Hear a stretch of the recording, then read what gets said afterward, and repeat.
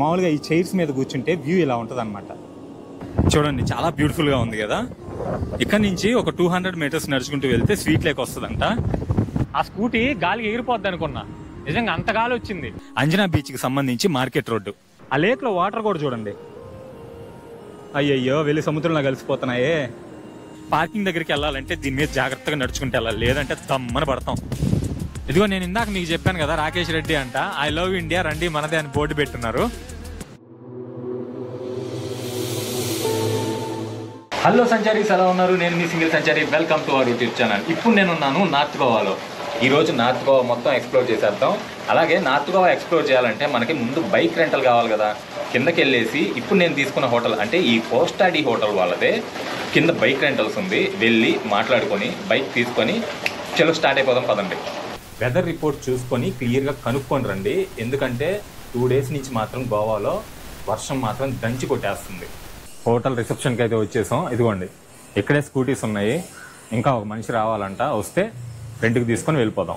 ఓకేనా? ఇక్కడ bike rent కి ఇచ్చే ముందు ఈ విధంగా వీళ్ళు వీడియో తీసుకుంటారు. అలాగే మనం కూడా తీసుకోవాలి, ఎందుకంటే పాతవి ఏమన్నా బైక్ మీద స్క్రాచెస్ ఉంటే అవి కూడా మన అకౌంట్ లోనే వేస్తారు. జాగ్రత్తగా చూసుకోవాలి. నేను కాలంగట్ బీచ్ నుంచి ఆరంబోల్ బీచ్ కి వెళ్తున్నప్పుడు నాకు ఒక సూపర్ వ్యూ అయితే కనిపించింది. అది చూపిద్దామని నేను ఇక్కడ ఆగాను. చూడండి చాలా బాగుంది కదా. వ్యూ అయితే మాత్రం డైరెక్ట్ గా చూస్తుంటే చాలా బాగుంది. పంట పొలాలు, దూరంగా కొబ్బరి చెట్లు, ఆ కొబ్బరి చెట్లు అవతల ఒక బీచ్ ఉంటది. ఈ వ్యూ కూడా రోడ్డు పక్కనే ఉంటుంది. మీరు ఎప్పుడైనా ఆరంబోల్ బీచ్ కి వెళ్తున్నప్పుడు ఈ వ్యూ కనపడితే ఆగి ఎంజాయ్ చేసి వెళ్ళండి.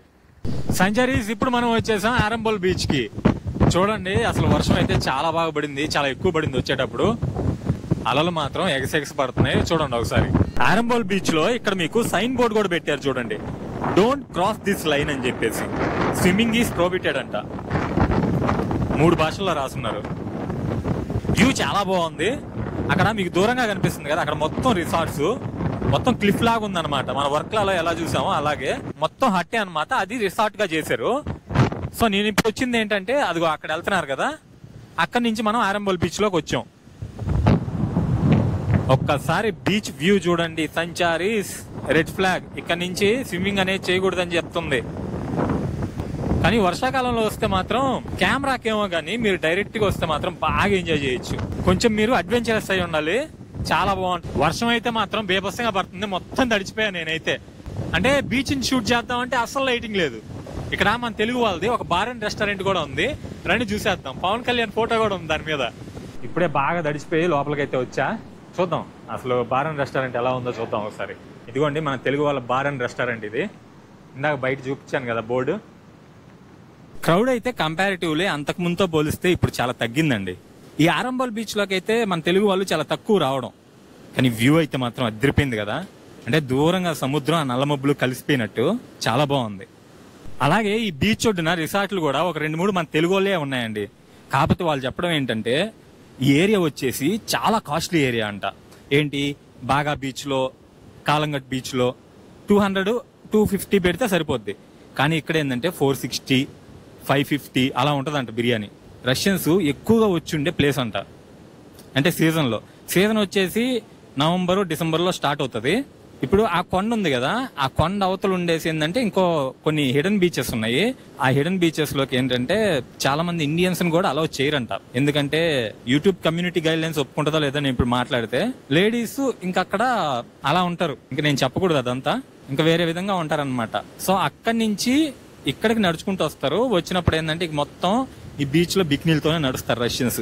ఈ బీచ్ లో అయితే మాత్రం మన తెలుగు వాళ్ళకైతే అలో ఉంది, అదే మన ఇండియన్స్ కి అయితే అలో ఉంది. ఇక్కడ ఆరంబోల్ బీచ్ నార్మల్ గా ఏమంటారంటే రష్యన్ బీచ్ అంటారు. సీజన్ లో రష్యన్స్ అయితే మాత్రం చాలా ఎక్కువ మంది వస్తారు ఇక్కడికి. వ్యూ చూడండి, మామూలుగా ఈ చైర్స్ మీద కూర్చుంటే వ్యూ ఇలా ఉంటది అనమాట.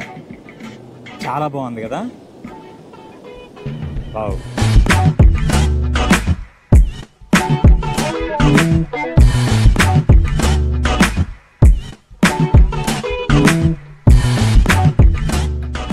ఆ కొబ్బరి చెట్ల కింద బీచ్ బెడ్స్ ఉన్నాయి కదా, ఆ బీచ్ బెడ్స్ కానీ షాక్స్ కానీ ఇప్పుడైతే చాలా తగ్గిపోయాయి. ఆ రష్యన్స్ వచ్చినప్పుడు అయితే చూడండి ఆ కొండ వరకు కూడా మొత్తం షాక్స్ ఉంటాయి. ఈ బీచ్ మొత్తం కూడా కలకల్లాడిపోద్ది.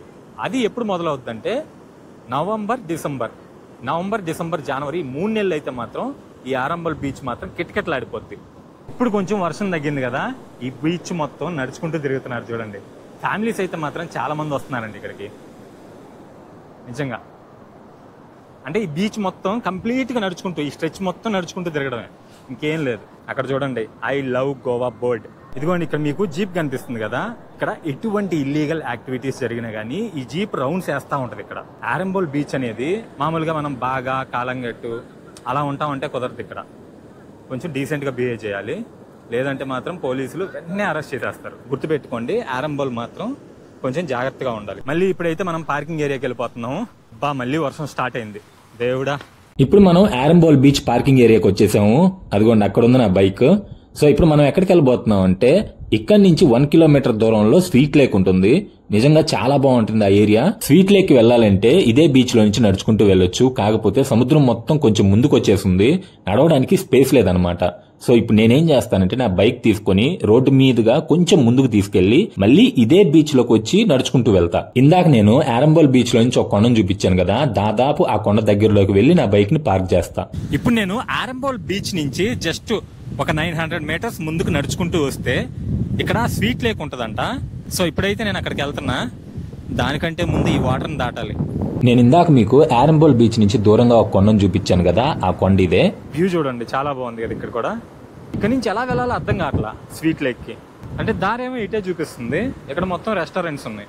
అదే అక్కడ మీకు రాక్ కనిపిస్తుంది కదా పెద్దగా, ఐ థింక్ అది దాటి వెళ్ళాలని చూపిస్తుంది నాకు గూగుల్ మ్యాప్ లో అయితే. చూద్దాం. అక్కడి నుంచి అయితే అస్సలు దారి లేదు, ఈ రెస్టారెంట్స్ మధ్యలో నుంచి నడుచుకుంటూ వెళ్తున్నా స్వీట్ లేక్ కి. సో ఇదేనంట దారి, అదిగోండి. అలాగే ఈ ఏరియా మొత్తం షాపింగ్ కూడా చాలా చేయొచ్చు.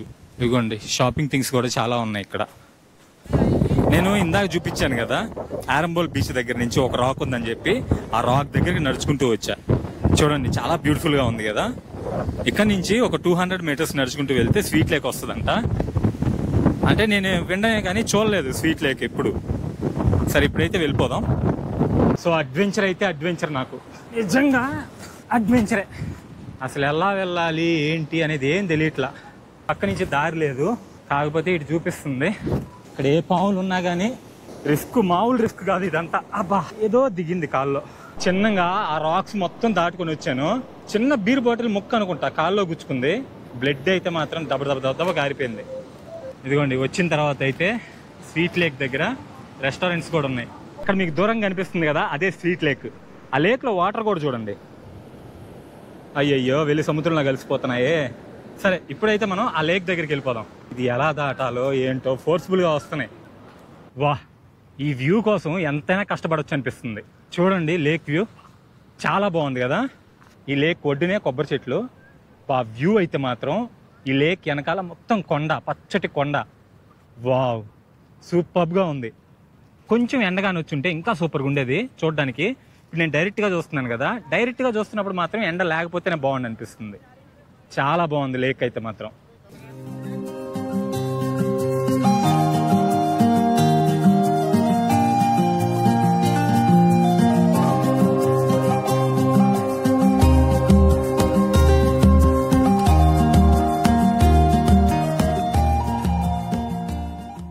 ఈ వాటర్ అన్ని కూడా ఈ లేక్ లోకి ఆ కొండ మీద నుంచి వస్తున్నాయి. అక్కడ చిన్న వాటర్ ఫాల్ ఉంది కొంచెం దూరంగా, మీకు కనిపిస్తుందో లేదో, అంటే ఐ థింక్ మీ కెమెరాలో కనిపించకపోవచ్చు.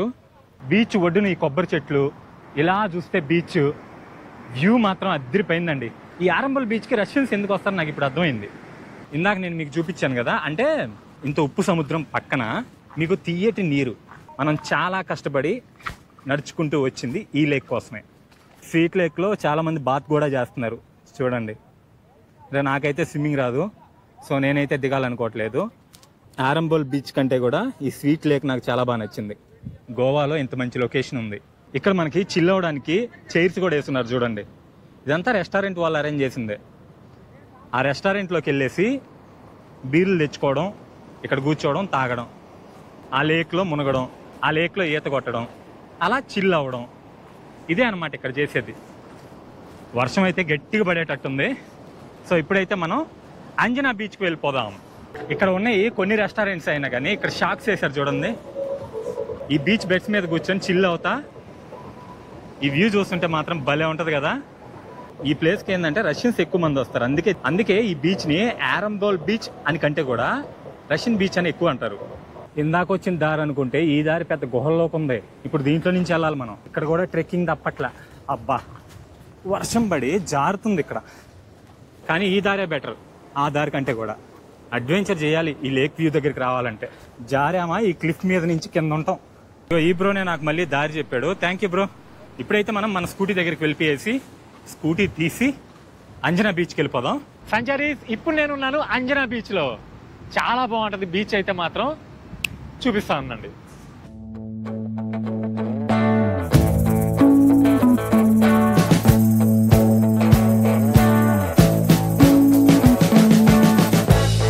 We've been living in sin so long, all the feels are gone.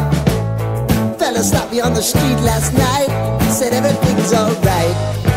Roller coaster, make it through the day alright. It seems your meal ticket is gone, but life goes on. I could never.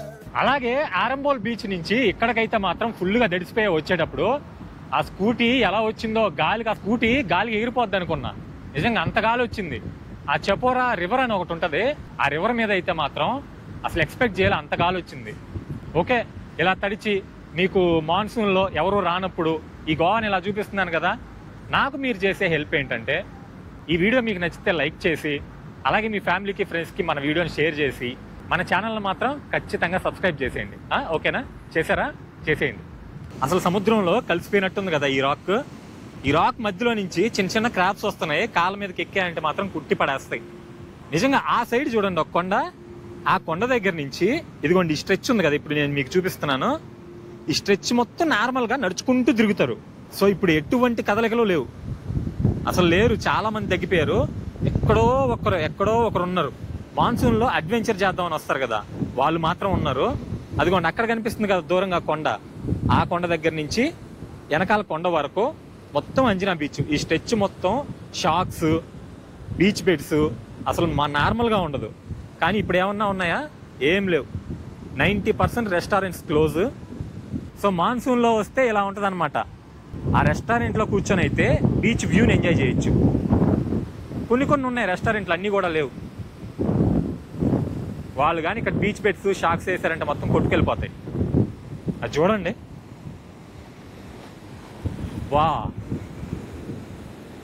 Wow, నేను ఒక్కనే ఈ rock మీద, ఎవ్వరు లేరు.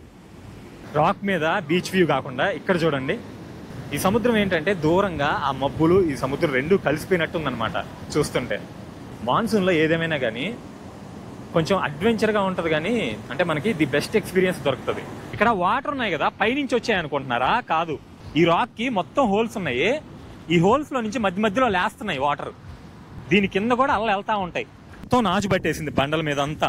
ఆ rock మీదకి వెళ్ళి మళ్ళీ మనం పార్కింగ్ దగ్గరికి వెళ్ళాలంటే దీని మీద జాగ్రత్తగా నడుచుకుంటూ వెళ్ళాలి, లేదంటే దమ్మని పడతాం. చాలా జాగ్రత్తగా అడిగేయాలి. ఇది చూడండి, నాకైతే మాత్రం ఇక్కడి నుంచి వెళ్ళబుద్ధి కావట్లే, అంత బాగుంది వ్యూ. అంటే నార్మల్గా నేను వచ్చాను కదా అప్పుడు ఇంత లేదు, మాన్సూన్లోనే చాలా బాగుంది. వావ్. ఓకే, ఇంకేమాత్రం లేట్ చేయకుండా మనం పార్కింగ్ దగ్గరికి వెళ్ళిపోయేసి మన స్కూటీ తీసుకొని వేరే బీచ్కి వెళ్ళిపోదాం. మనకి అంజనా బీచ్కి రావడానికి చాలా దారులు ఉన్నాయి. అందులో నేను ఈ దారిలో వచ్చా, ఎందుకంటే నా పార్కింగ్ కూడా ఏంటంటే ఈ దారికి ఎదురుగా ఉంటుంది. సో ఇప్పుడైతే మనం నా స్కూటీ దగ్గరికి వెళ్ళిపోయేసి వేరే బీచ్కి వెళ్ళిపోదాం. పదండి. ఇదిగోండి, ఇదంతా కూడా ఏంటంటే అంజనా బీచ్కి సంబంధించి మార్కెట్ రోడ్డు. మీకు మొత్తం బీచ్ థింగ్స్, మొత్తం గోవా బీచ్ థింగ్స్ మొత్తం ఇదిగోండి ఇక్కడ దొరుకుతాయి. ఎవరైనా లేడీస్ వస్తే మాత్రం వాళ్ళకి పండగే. చాలా బాగుంటుంది, ఎందుకంటే మనకి కాలంగట్టు బాగా బీచ్ దగ్గర కంటే కూడా ఇక్కడ కొంచెం అథెంటిక్గా ఉంటాయి. సంచారీస్, ఇప్పుడు నేను వచ్చేసాను అంజనా బీచ్కి 3.5 కిలోమీటర్స్ దూరంలో ఉన్న వెగటార్ బీచ్కి. ఇప్పుడైతే మనం బీచ్ లోపలికి వెళ్ళిపోదాం. బీచ్ అయితే పర్లేదండి, బాగానే ఉంది. అంటే మనకి అంజనా బీచ్ అంత లేదు కానీ ఓకే. కానీ హైలైట్ ఏంటంటే ఈ రాక్.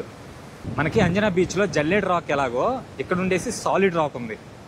ఆ కొండ వచ్చేసి ఏంటంటే మనకి అంజనా బీచ్ నుంచి కూడా కనిపిస్తుంది. నిజంగా మాన్సూన్లో బీచెస్ కూడా అదొక డిఫరెంట్ వైబ్ ఉంటుంది. ఇక్కడైతే మాత్రం పెద్ద పార్టీ మూడు అటువంటిది ఏం కనిపించట్లేదు. కానీ ఎందుకో నాకు ఈ బీచ్ కొంచెం విశాలంగా ఉందనిపిస్తుంది. ఆరంబోల్ కానీ లేకపోతే అంజనా కానీ ఇంత విశాలంగా లేదు. సీ వాటర్ మొత్తం వచ్చేసి అసలు మొత్తం ఆక్యుపై చేసేసి ఆ బీచ్ వైబ్ మాత్రం అంజనాలో ఆరంబోల్లో మాత్రం బీభత్సంగా ఉంది. ఒకటి ఇప్పుడు అక్కడ తిరగడానికి లేదు కాబట్టి సరిపోయింది, కానీ తిరిగేలా ఉంటే మాత్రం అసలు చాలా బాగుంటుంది. ఇక్కడ కూడా చాలా బాగుంది బీచ్ వెగటారు, కాకపోతే అంత కాదు. ఇక్కడ ఏదో చిన్న టెంపుల్ కూడా ఉందండి, సాలిడ్గా ఉంది. జారి పడ్డామా అంతే. ఇంకా సైన్ బోర్డు కూడా పెట్టున్నారు, డేంజర్ అంట, నో సెల్ఫీ జోన్ అంట. నేనైతే పెద్ద వీడియోనే తీసేస్తున్నా. వామ్మో తీయకూడదు ఇక్కడైతే.